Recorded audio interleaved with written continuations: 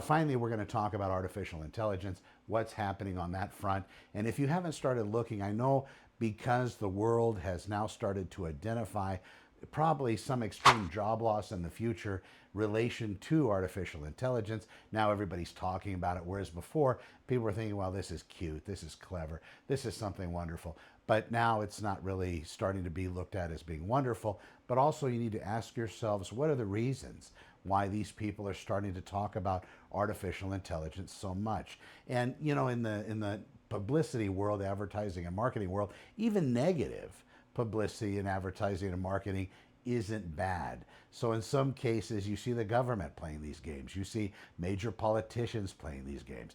You know, they might be on one side and then for a moment say they're on the other side just to get that media stirred up about them so they can become the next most famous talking point.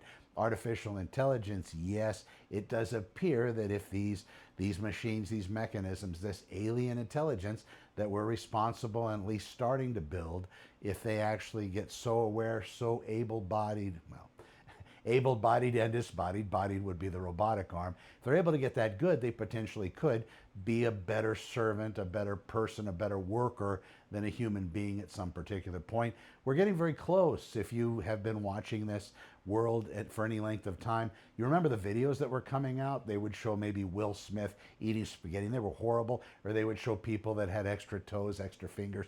Not that there's anything wrong with that, but they would show this because they weren't able to really grab that concept. But now you look at them, it's becoming more and more difficult to figure out what's real and what's not real. So my suggestion is you need to verify everything before we have verification processes in place. And that's probably, well, I know for a fact that's being worked on.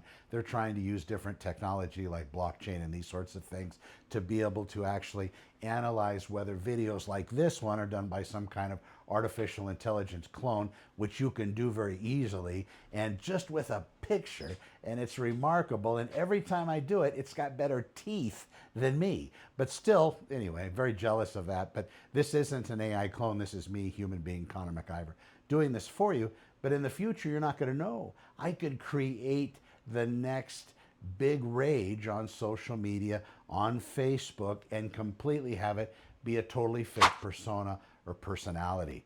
That's where the world is. Probably in the next few years, the biggest influencers on all the channels aren't even going to be real human beings. They're going to be some corporation or entity or a singular person that's made an army of these video clones that go out there and publish content.